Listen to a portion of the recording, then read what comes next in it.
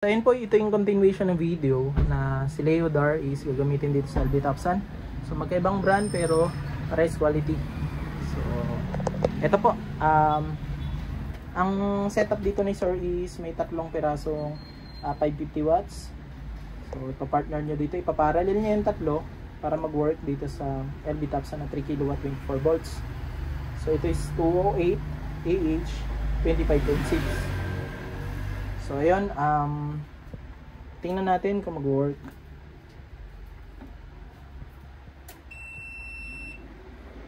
So, working siya, nabuhay as I expected. So kailangan tong mabuhay.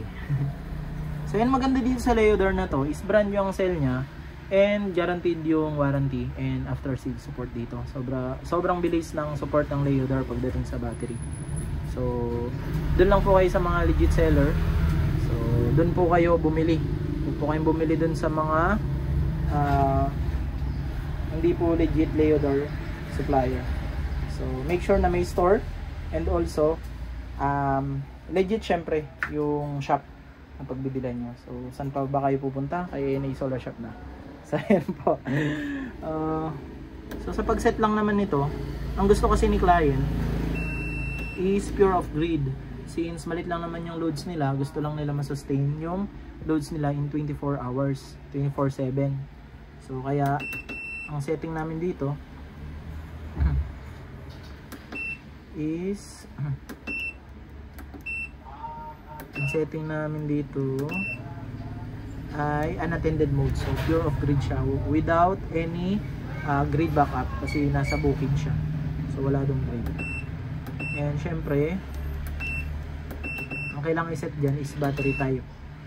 So punta lang kayo dito sa eto, lithium ion, and then iset nyo lang yung charge voltage nitong Leodar. So set natin yan sa 28 volts, and then ang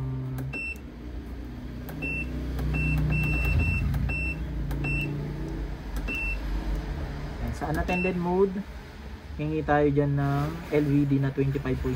So 20% DOD na yan. And then recover niya is 27.6. So around 90% battery. Or 80. So ganun siya. And so ayun, okay na siya. So itong LB Topsan na 3 kW, wala tong comfort. So kaya magiging reference nyo dyan is battery voltage. So kung meron kayong SRNE na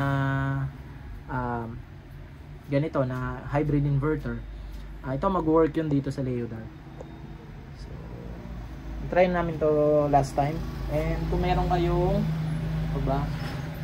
meron pang mga other 3 kW na si TBB, kung may 3 kW 24 volts version kayo, so nag-work yan dito. So may CAN port, pwede nyo gamitin yan. Ano bang disadvantage ng CAN and yung may CAN port? So makikita mo lang yung percentage ng battery, and then hindi ka na magsiset ng float, charge voltage, automatic yun. Kokopyahin na ni inverter kung ano yung specs or kung ano yung gusto ng BMS nyo. So yun ang maganda na may CAN port. Pero kung no choice ka, walang CAN port, so magbe-base ka lang dun sa specs ni battery nyo.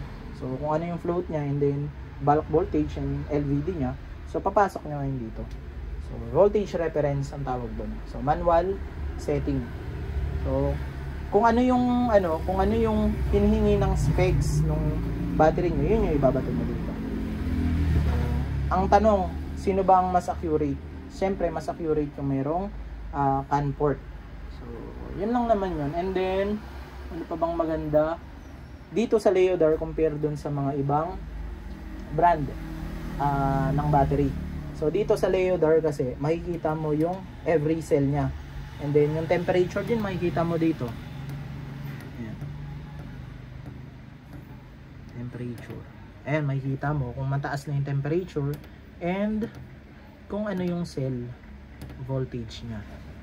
Ayan o, makikita nyo siya. So makikita mo ngayon kung balance na yung voltage, kung balance siya mga yan. Isang sign, maganda rin kasi itong pang monitor kung may damage na yung cell eh. Pag merong kumalas dito or malayong malayo na biglang bagsak or biglang taas, yun yung possible na may problem. So makikita nyo yan, ang physical na paano mo siya makikita in physical, nagbo-bloat yung battery mismo. So may mga experience kami sa other brand na kumakapal tong mismong tong unahan na to, so dumulobo. So ano yun, delikado yun sa mga setup na ganun pag lumobo na siya. So wag nyo nang hintayin na pumutok. So mas maganda pag meron ng malayo itong first and second digit nya, pag lumayo na to, so i-concern nyo na sa pinagbilhan nyo. So sila naman mag-a-advise kung meron talagang problem yung battery nyo. So ayun lang naman. And then bawal kayong bumaba dun sa LVD required ng battery. Nakakasira din yun ng tawag dito battery. So experience na namin yun dito sa shop. So, marami na kaming trinay dito na battery na talagang sinasagad-sagad namin, tinotorture namin. So ang effect nun, ang nangyayari, nasisira talaga yung cell, hindi na nakaka-recover ng maayos. So yun lang, yun lang po yung advice namin. And then syempre, hingi kayo lagi ng advice dun sa hiningan nyo or sa pinagbilhan nyo or kung sinong installer nyo. Kasi sila yung may mas alam dun sa mga materialis nyo. So, yun po. Pero sa mga DIY, kung sa amin po kayo kumuha, so, kung meron po kayong hindi naiintindihan, so mag-ask lang po kayo ng help sa amin. And syempre, maganda sa amin, may schematic diagram na susundan. Para po, pagdating ng claiming ng warranty, wala po kayong ibang sisisihin na mali yung setup ninyo or di kayo sisisihin ng supplier nyo o bakit mali yung connection nyo. So sa amin, binibigay namin dun and yung mga proper setting and mga voltages na kailangan iset dito, so kami nagbibigay na. And mas maganda sa amin, ano pa bang maganda, kami na rin nagsiset nito. So kung ano po yung gusto ni client, sinaset na rin po namin. So ayun po, sa mga interested po ng solar setup, mag-PM or mag-message or mag-call lang po sa amin. So ayun po, visit lang din dito sa shop namin. Pero bago po kayo mag-visit, tawag lang po kayo and then magpa-schedule po sa amin. Kasi po, hindi po kami tumatanggap ng sabay-sabay pong client para ma-entertain po namin kayo isa-isa. So ayun po, maraming salamat po sa inyo. ANA Solar Shop, ANA Solar Store.